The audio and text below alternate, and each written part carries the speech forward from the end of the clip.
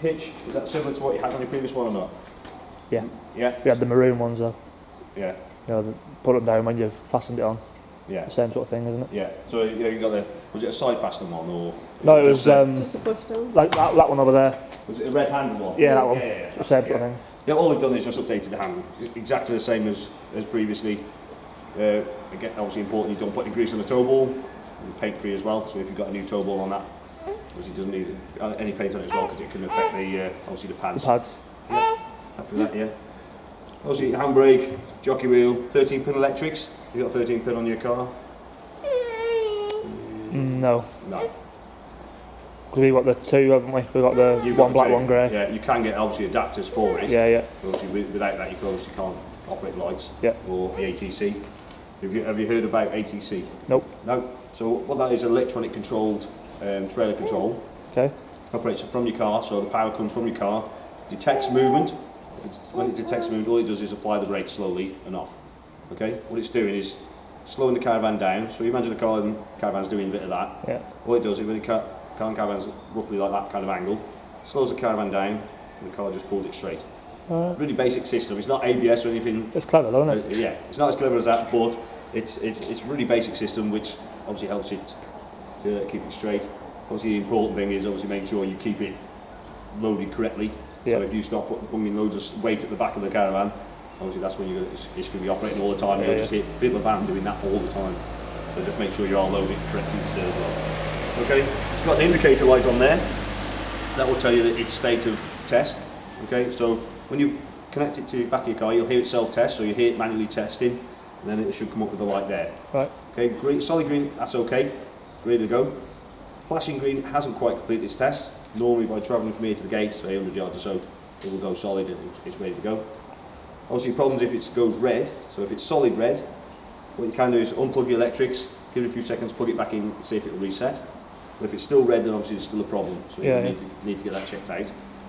You may still be able to travel with it, so if you're desperate to get going, you may still be able to just move the caravan first, just make sure the brakes haven't been applied.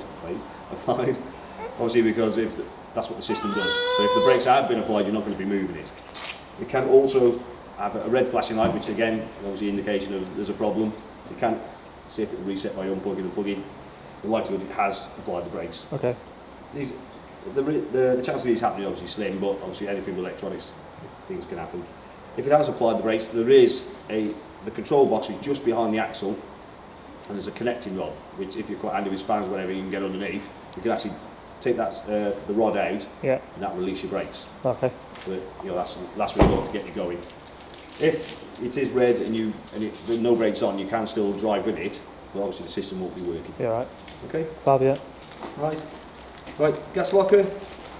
Obviously, if that's similar to what you had on your previous van, as in the onboard regulator. Yeah. Yeah, so you're happy what that is. We will just need a pigtail to fit whichever gas you're going to be using. Obviously this pigtail is mine, so I've connected our gas up to it to show you everything. Yeah, yeah. Okay. Right, happy with the front end? Yep, lovely, yeah. Right, down the side, it's slightly different than your previous one. A bit of storage there. So obviously instead of having a large front gas locker, you've got access there. And with this particular model, it's got a removable onboard tank. So you can take that off, fill it up, put it back in. So you could use that, or obviously use your aqua, which obviously our aqua at the moment. So the only way you can fill that is by taking it out and go and filling it up. Okay, I'll show you the workings of it inside. This is your normal running of obviously the aqua. This is your pipe here. It has got the onboard pump. This is just the pipe. You see that there? Just lift that up. That releases the connection. There's no electric connection on this, as it's just a filter at the end of it. Okay. With this type of filter, it does tend to float a bit. So make sure when you fill your aqua, just push it down a couple of times. Push the air out of it. Otherwise, it can just float back up to the top. Right. With the connection into your van, you see that there, the lid is what's actually locking it in. So don't try and pull that out before you lift the lid, otherwise you end up with the lid coming off. Okay? But that's your vent for your boiler. Okay, on the previous one you probably had a cover to take off if you want to use on gas, but this is just that's how it is, that's right. Okay. So your fridge vents, and what we've got down here is your wastewater outlet. So as you're coming through your sinks, from your bathroom and your kitchen. and obviously your shower. So obviously all come out to that point. If you notice, no toilet cassette on the side of your van. This particular model's got the one at the back. So you've got your flush tank, which you may have had or may not have had before. Yeah. So a separate flush tank, your waste container.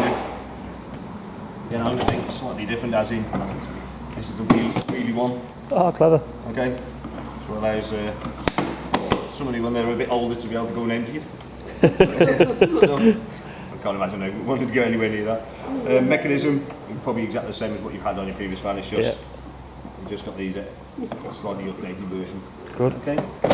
Important thing, obviously for anything with water in caravans, there's a The plug.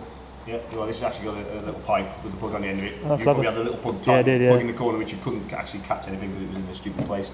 But obviously, All the water went inside the cassette frame. yeah, It's crap. yeah, it's like, oh, wait, how are you going to drain that? Well, the best thing to do is use your flush system. Flush it out either into your cassette or in another container if you want to reuse it. Yeah. Just drain the last little bit by that pipe because otherwise you'll be there for hours if you've got a reasonable amount in there. Okay. Right, just mind yourself as you come round. You've obviously got a cable and the gas pipe here. Right. I've got battery fitted. I'm not sure if it's your battery or not. Well, there is a battery in it. That'll But if do. you had a battery in your previous van. There was one in it, but yeah, as long as there was one on it. Yeah. Have you got a battery in your old van? There was one in the van, there then, was yeah. one, yeah. There was. How new was it? New. It was new. It was Yeah. new now, yeah. Yeah. So we really need to get that off. James was going to have a look at that if he's done that. Yeah, because there's the battery, there's the number plate, Yes. so that was the two Obviously things. that needs to come off as well. Yeah. Yeah. So yeah, we'll sort that out after. But if it's reasonably new, your previous battery, we'll get that one off. Right, yeah, You can have that one with it if you want to. fab. Right. Obviously, connection for electric is there. No, I wouldn't have thought any different than what your previous van would have done. Yeah. Okay. Access under the bed. Okay, so you got winder handle. Obviously, wheel that rents there as well. And they also got a jack for this particular model.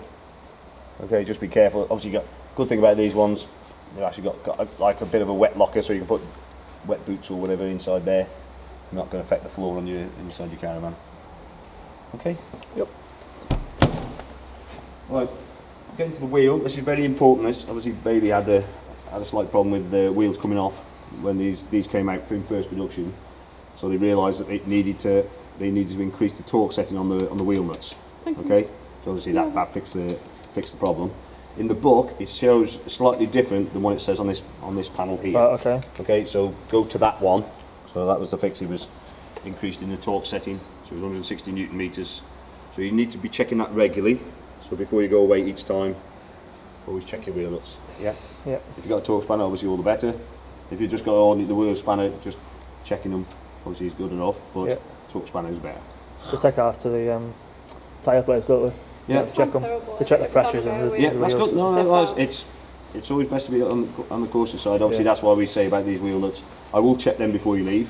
So I've got my torque spanner. I just haven't got it here with me. Fab, thank you. Okay. Then also you got electric outlet for in your awning. And you've also got a gas barbecue point there as well. Good, yeah, Okay. And obviously the locker. another locker. So you just got to be careful you're not putting too much heavy stuff in the front of that as well. Obviously it puts a lot of nose weight onto your Yeah. car. Okay. Got a light Right. off, I don't know. Go on, off you go. Just keep the door shut a bit, just keep walking. Right, keys. I'm not sure if these are all the same What locks. you use it? Darcy? Yeah, so these are all the same locks, all the same keys. So you've got one does all. You've got spares, so you've got 3 spares as well. And you've got alarm fob. One beep. Oh. I think it's the other way around on this one. 2 beeps on. So that's alarm set. 1 beep off. So if there's a child in there, It'll set it off.